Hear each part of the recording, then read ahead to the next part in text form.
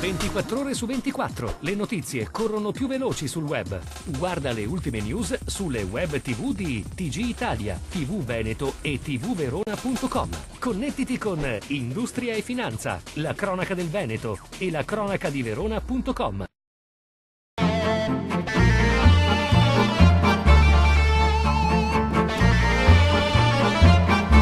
D'accordo, facciamola una riflessione seria sugli OGM e perché sia seria e tratti di interessi dell'agricoltura e della ricerca nazionale, per prima cosa lasciamo fuori le multinazionali e i loro interessi. Franco Manzato, assessore all'agricoltura del Veneto, accetta la sfida di Corrado Clini, ministro delle politiche agricole.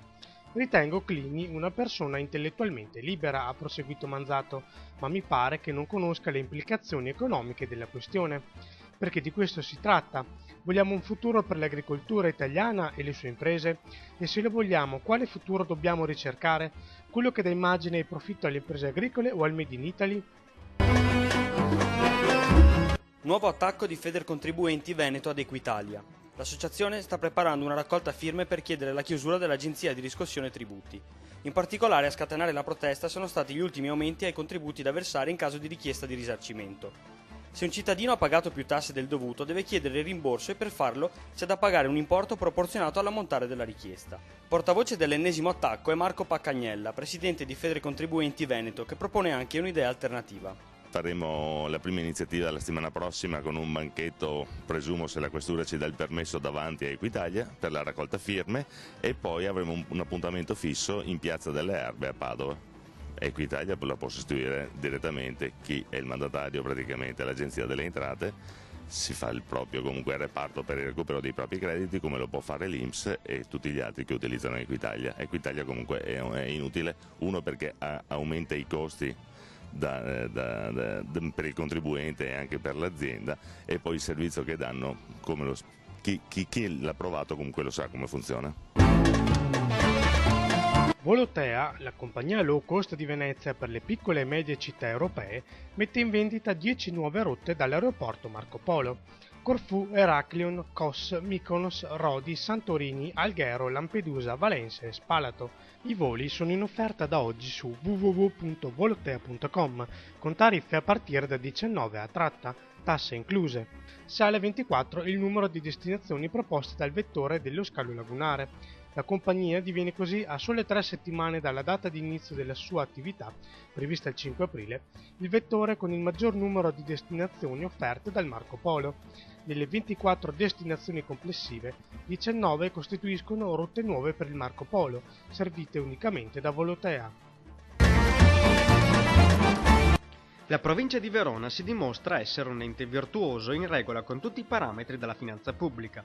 È un ente ben amministrato e dove la dialettica fra maggioranza e minoranza viaggia su binari di rispetto reciproco. Obiettivi: garantire ai cittadini servizi essenziali come sicurezza nelle scuole e sulle strade, interventi nel sociale a favore dei disabili e di coloro che hanno difficoltà in ambito lavorativo. Il bilancio della provincia di Verona, come quasi tutti gli enti del nord, è un bilancio positivo che rispetta tutti i vincoli di finanza pubblica, che rispetta il patto di stabilità e che riesce anche ad oggi a pagare i fornitori nei tempi previsti per la legge. Dobbiamo dire come assessore al bilancio, come tutti gli assessori al bilancio di questo periodo, che c'è una grande difficoltà. Vediamo che lo Stato, il governo in questo momento, di cui noi della Lega Nord siamo molto polemici, così va a penalizzare quegli enti che da sempre sono stati virtuosi. Noi abbiamo un'incidenza del personale molto bassa, circa di metà per quanto riguarda a livello di media nazionale, e spendiamo assolutamente poco per i servizi. Ecco che allora tutto quello che noi abbiamo risparmiato in questi anni, adesso sembra proprio che in questi ultimi decreti debba essere trasferito a Roma, per il momento solo come tesoreria unica, ma poi non vorremmo pensare male, non vorremmo che alcune risorse del nostro territorio andassero a finire proprio in altri territori. Molto scalpore ha fatto la proposta lanciata dal liceo classico Montale di San Donà di Piave, nel Veneziano, di installare un distributore di preservativi all'interno della struttura. Una proposta che ha subito scatenato polemiche, ma sentiamo cosa ne pensano i cittadini veneti. Giusto, perché comunque si riconduce sempre a un'educazione sessuale che è fondamentale per i giovani di oggi, perché non ne hanno, parliamoci chiaro. Però al tempo stesso può anche invogliare a avere rapporti sessuali ovunque e comunque, e soprattutto nei bagni della scuola. Secondo me i ragazzi non vanno a prenderli nella scuola perché è imbarazzante, dai, dopo anche i professori. Comunque non vedo niente di male, cioè se si vuole diffondere la cultura del preservativo che si faccia.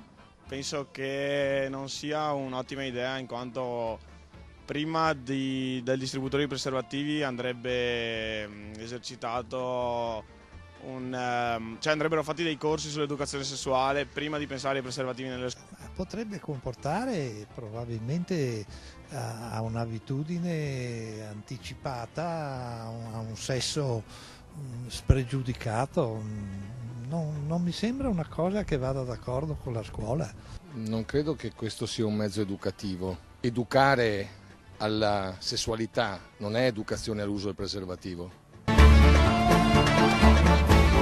Google spia tutti. Secondo il Wall Street Journal, il motore di ricerca avrebbe violato i settaggi della privacy di milioni di utenti internet che usano Safari. Tutti in particolare su industria e finanza.